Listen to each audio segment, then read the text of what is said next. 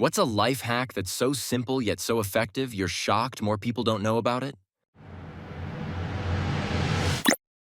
When looking at recipes online, click the print link. It cuts out the unnecessary backstory and random musings. You can also save the recipe as a PDF to your computer or just save the link to the printable version. You mean to tell me that after 20 years of having to read how this lasagna came to be, after hearing about all the women, including their names, ages, and locations, who decided to get together at one huge party, the year was 1942, spring almost, and the Robins had just come back, that I could have skipped all that? Shut the front door. I deserve to be sent straight to jail for not knowing this. Create a routine for before exercise. I do the exact same things every time I go to the gym. When I'm not motivated, those little pre-workout habits trigger me into action. The hardest part about going to the gym is going to the gym. I have a whole workout area in my apartment. Punching bag, weights, bars, mats, and a giant mirror. I told myself that since I wasn't going to the gym, I'd bring the gym to me. I've worked out 3 times in the last year. If you get something that comes with a unique charger or power cable, with what it's for. Always write down momentarily good ideas. Don't rely on your memory. One time I was tripping on acid and had this incredible epiphany that was going to unite the whole world, solve all conflicts, and bring everyone to a place of empathy and peace. I furiously wrote it down so I wouldn't forget. And a few hours later, I finally fell asleep. I woke up the next morning, looked over at the memo pad next to my bed, and saw a half-crumpled note written in frenzied, scribbled handwriting that said, "You know you were here, yes, that's what you think, but that's what you think." Ladies and gentlemen, the secret to everything. Years ago, my father had a dream every night where he learned the secret of life. He could remember that part in the morning, but never what the secret actually was.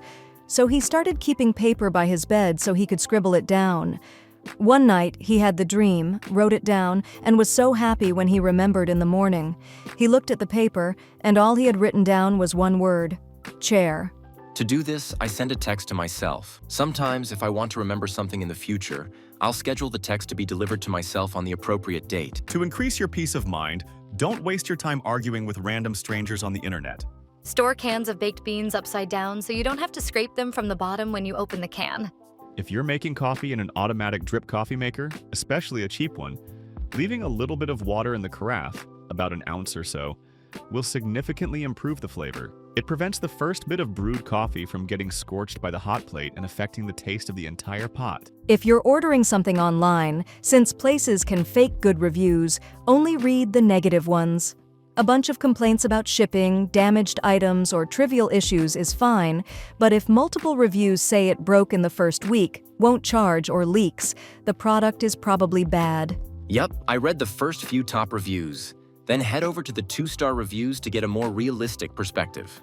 From working in technical support for longer than I'd like to admit, I've learned that most angry customers just want to be heard. Let them have their rant. Practice active listening, and make notes about what they're saying. They'll eventually run out of steam. Then, read back everything they mentioned and go through it step by step. It works almost every time. And often, they're very thankful by the end of the call. Another tip: instead of asking the customer if something's plugged in, ask them to check whether the plug's prongs are corroded. After they check, they'll usually plug it back in without even realizing it. This reminds me of how I used to trick people into remembering their passwords when I worked at a cell phone store. Take their phone, pretend I'm opening up some special password reset program, hand them their phone back, and ask them to enter their new password. And I'd say about 70% of the time they entered their current password and gained access. Edit. If you like this, you'll love the time I hooked up a USB barcode scanner to a phone with a broken screen, created a barcode of their password, and scanned it to unlock the phone so we could connect it to the computer to get their photos and stuff. Hack 1. When you paint a room and remove the light switch plate, write the paint color and brand on the inside of the plate. Great for when you need to repaint a spot a couple of years later. Hack 2. After you wash and dry a set of sheets, put the top sheet, fitted sheet, and pillowcases all inside one of the pillowcases. Then you have the whole set together in one neat little package and don't have to look for matching sheets and pillowcases.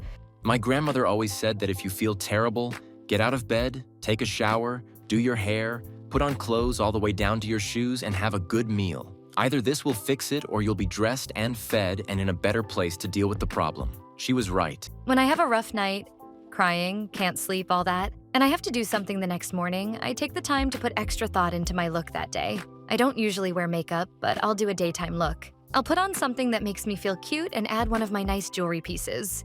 Taking care to do things that make me feel good about my appearance helps me get through the day a bit better after a tough night.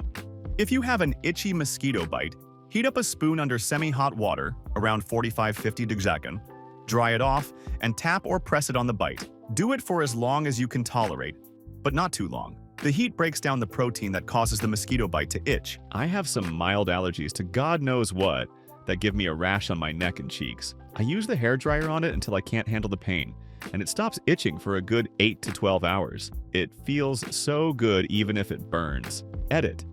It's a very mild allergy that happens during spring, probably from a tree, flower, or hay. Yes, I take antihistamines. It's only bad for the first couple of days before my body adjusts and manages it. It doesn't do anything bad to my skin, just relieves the itching, and the redness from the heat goes away in a few minutes. The feeling I get toward the end when I can barely tolerate the heat is almost like a rush of relief. I swear I have to hold onto the doorframe so my legs don't give out. There's a little battery-powered device you can use for this as well. I think they call it Bite Away.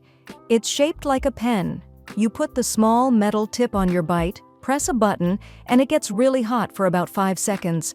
So hot that it makes you squeal and you expect burns when you take it away, but your skin is fine and the itch is gone. The act of showing up, again and again and again. We all want to do new things, get better at something, or master a skill. So we start, we try for a while, and then we quit because it's not easy or the results aren't showing up fast enough. My take, if it's something you really want, you just need to show up for it, whatever it is, again and again and again. You will get better at it, and at some point, things will get easier and the returns will start to compound. Show up and do your best, again and again and again. And if you stumble or fail for a time, good. That's part of the process, the bump in the road you have to work around or through to get to where you want to be. It's life forging you, molding you into the you that you want to become. If you want a comfortable pair of high heels, invest in a pair of dance heels. They come in lots of beautiful designs and colors, and they're made to be flexible and comfortable. Worth every penny. Just make sure they're not felt-soled if you plan on wearing them outdoors. A good quality pair from a company like Repetto is worth getting rubber-soled if they aren't already. Your feet will thank you, ETA. I'm so glad some of you found this helpful.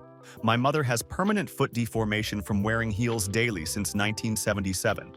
And my discovery of dance heels came from wanting to look elegant without the pain or disfigurement. I'm extremely organized, except when it came to my keys. I used to lose them several times a week. Then I saw the comedian John Richardson talking about how people with keys are either putters or leavers. I realized I was a leaver, always leaving my keys lying around, so I decided to become a putter. Now, as soon as I get in, I put my keys straight into my bag. It sounds so simple, but it totally works, and it saved me a lot of stress.